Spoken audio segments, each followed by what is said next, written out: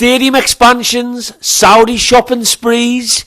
There's all sorts been happening this week, despite it being the international break. But that international break, I think I speak for absolutely everyone, unless you've got a couple of screws loose, when I say that it is great to see the back end of it. Eddie Howe's Mags are back in action. The lads have had a bit of time to get refreshed. There might be a couple of bodies walking out the hospital and back into our team. And Chelsea are coming to St. James's Park. This is the match preview, Newcastle fans, so do us a favour. You know what to do by now, if you're a little bit curious, and make sure you stick around.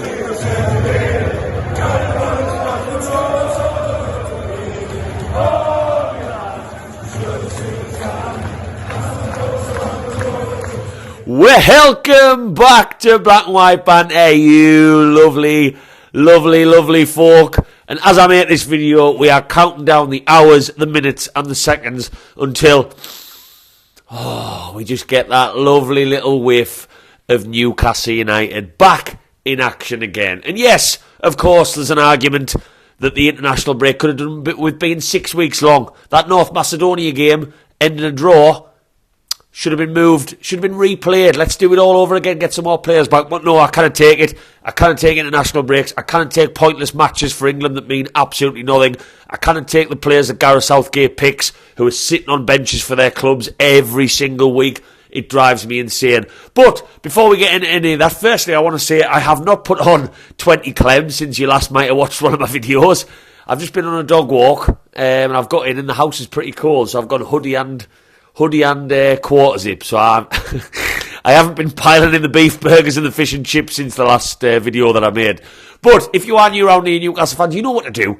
Give us a little likey, Lou, whack that subscribe. I am trying to do more YouTube shorts, so what I'm trying to get away with now is to post some of my more less serious content into YouTube shorts that I put on Facebook, TikTok, Instagram, you name it. Because that's some of the stuff that I love to do. So I am trying to get a little bit more into that. The same as I post on other platforms. And if you haven't, follow me on those other platforms. Because you might just get a smile now and again. Maybe if you've got a weird sense of humour like me, you might find something I post funny. And if not, you don't have to continue followers. You can just unfollow. But I know curiosity, if you're anything like me, might get the better of you. So whack that like. And if you like my opinion by the end of this video, whack that subscribe. So Chelsea are coming. The Cockneys are coming into Newcastle to sing Chelsea, Chelsea, Chelsea. I think that's all they know. But before we dive into Chelsea and what they can bring and what this match might look like on paper, I just want to get one thing off my chest. Yes, of course, we have injuries, really bad injuries. Injuries probably worse than I can remember for a very, very, very, very, very, very, very, very long time. But can we just take a second to remember two things? First and foremost, our team with the players that Eddie Howe is talking about being available for the game against Chelsea on Saturday is still a very solid team. Yes, the substitutes bench might not be there, so we have to keep our fingers and our toes crossed that we can pull through it okay and not need to mix things up too much. But the players who were already fit have had a nice 2-week break. Dortmund, Arsenal, Bournemouth, you name it, they needed it. Bournemouth was shite. And it was just leggy. It was just lacking everything that we know Eddie Howe's team are good at. And we did need a break. And that's come. But we've got, potentially on Saturday, pretty solid defence. Livramento can play. Trippier, Shea, Lascelles, Pope. 4 clean sheets in a row at home he's had. Then we've got a midfield where we hope and Longstaff passes fit, and I'll touch on him a bit more in this video. But Bruno's back from suspension. Anthony Gordon's in the form of his life. ISAK, from what Eddie Howe says when he was like, I'm not going to say anything on ISAK just yet. We probably know that means he's going to be fit. So ISAK might be back for this one. We are a team that has only lost at home in over 2 years to Arsenal, Liverpool and Man City. We've had a 2-week break, and if there's one thing Eddie Howe's Mags have proved, it is that a break normally does us the world of good. So I am confident in this one. I'm seeing a lot of people backing a draw, but I'm also seeing some people fearing this game massively, and I think, yes, Chelsea are a good side, and we will talk about them in a second, but can we just clear up that this team has not done anything, even with the players that we're missing, the ones that we have, to make us think that they cannot get a result in a packed-out St. James's Park on a 3 o'clock on a Saturday afternoon. They really, really can't. Home form is one of the best in Europe. So I just wanted to say that because we get sucked into the negativity of, oh, look who we missing. Let's think about who we have. Let's think about those players who looked a bit leggy against Bournemouth, who've now had 2 weeks to go to Dubai. Go wherever they gone, Benidorm, if that's what tickles the fancy, for a couple of €1 pints of Amstel. They've had time to settle. So, there's been lots of things going on this week. Stadium expansions, we knew that was coming. That's always been coming. I'm on the side of the fence. I love that we are growing as a club, and we have to if we want to see success.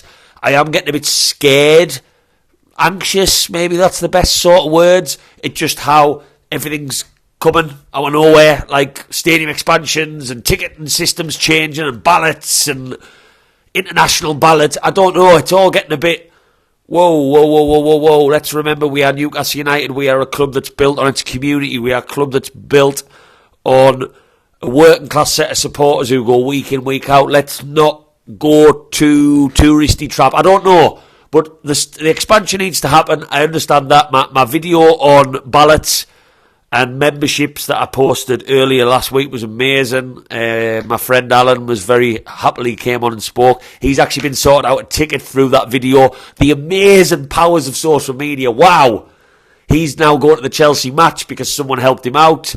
It's just, I love it. And, you know, if making videos like this helps one person put a smile on the face or engage or get a ticket, I'm all about that.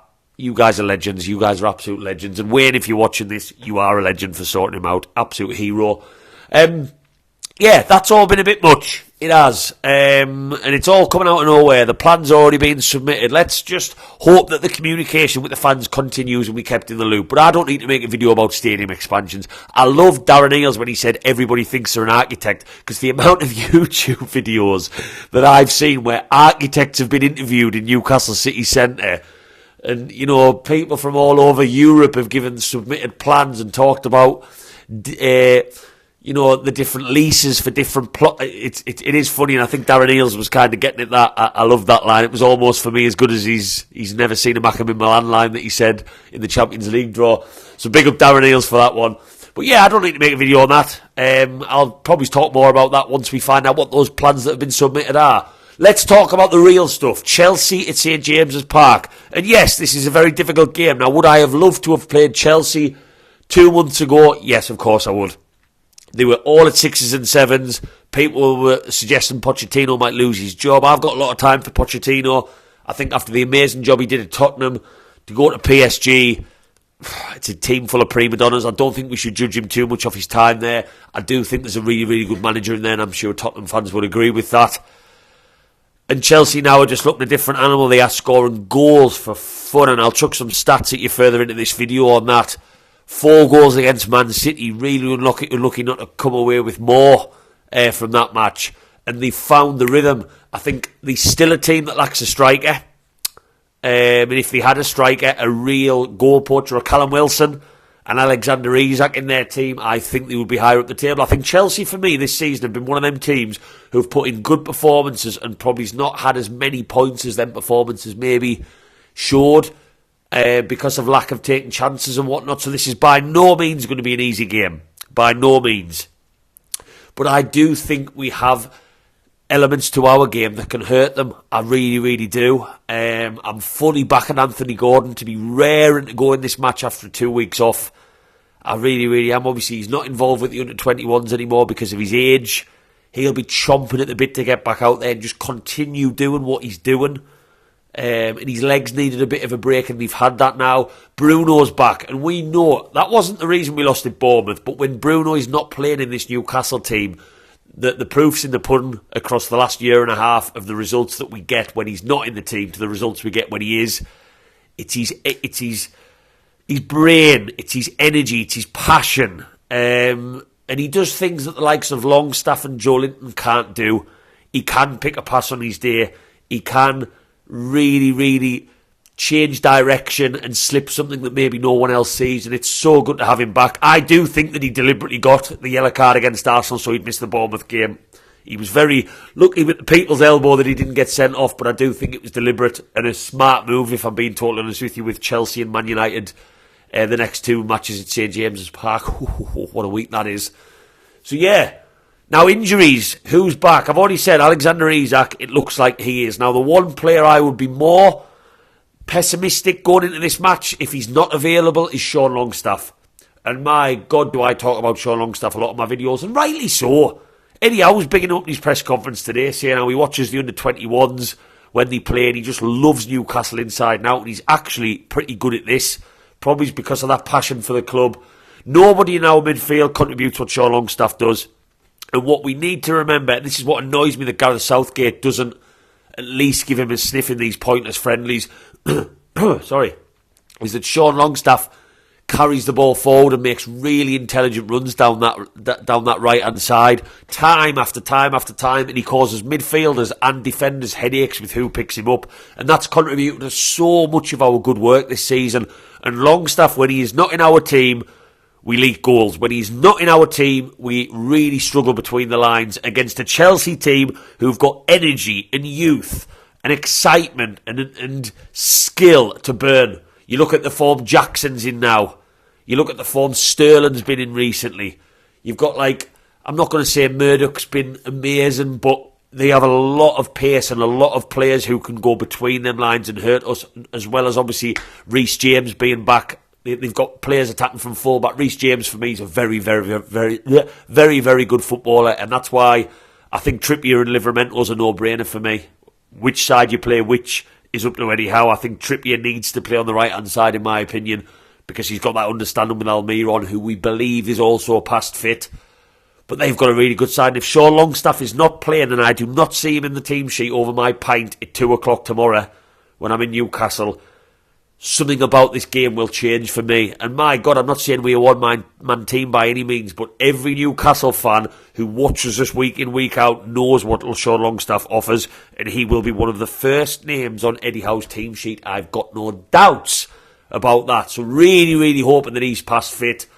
Almiron, like I said, looks like he is back. Normally I wouldn't be saying Almiron is crucial to us potentially being able to win a football match, but if you look at what wingers options we have, Jacob Murphy's gone, Barnes is still out, Almiron on the right hand side picks himself. He really, really does.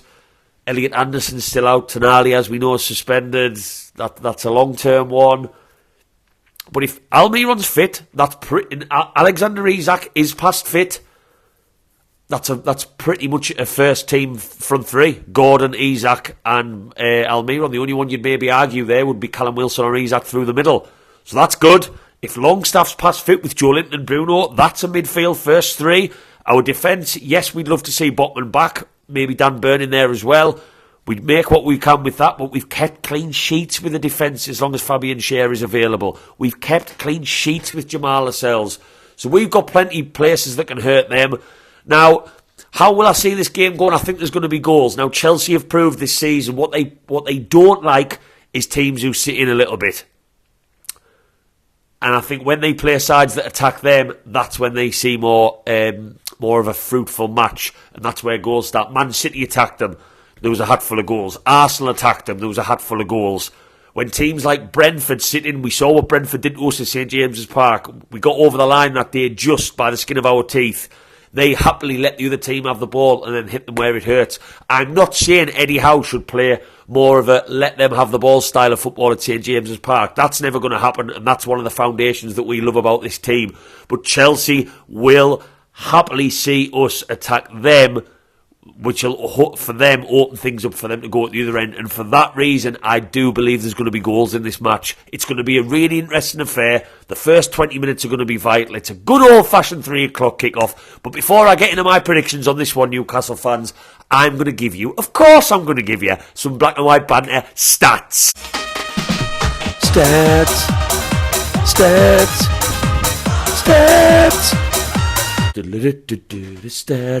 Sorry.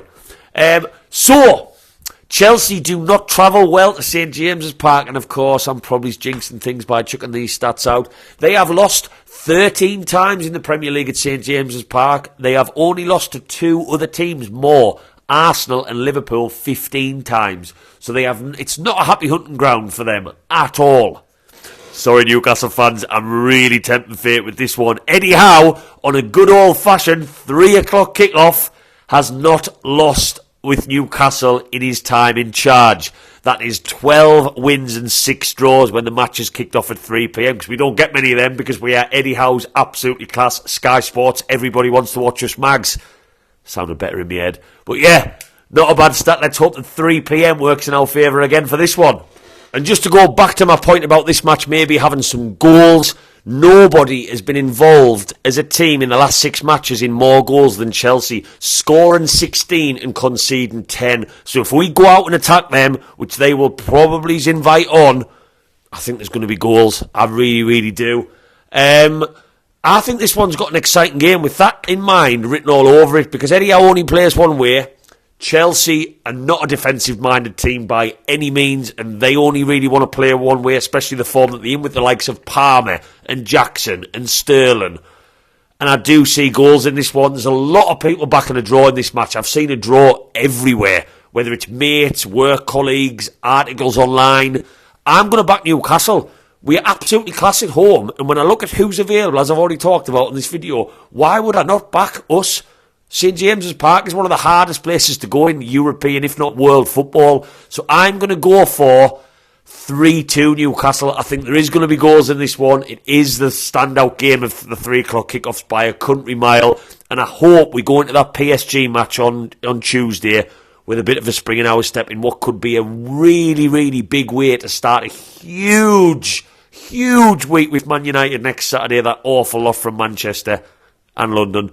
Newcastle fans, let me know your predictions down in the comments for this one. If you are going to the game, I just want to start saying at the end of my videos, I always speak to fans in the same spot. The steps near the Milburn statue, to the top of them near the Gallagher end, I will be lurking around there after kick-off. If you watch these videos, after kick-off, after full-time, if you watch my videos and you want to jump in and let us know your thoughts, I love meeting new fans and I love getting your opinions on videos. So come by, say hello, and we'll have a bit of a chin wag.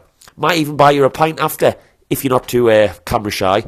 Newcastle fans, let us know your comments, drop us a like, whack that subscribe button, and fingers crossed my next video is toasting Eddie Howe's Mags, doing what we do best at St. James's Park and ripping teams to shreds. Away the lads!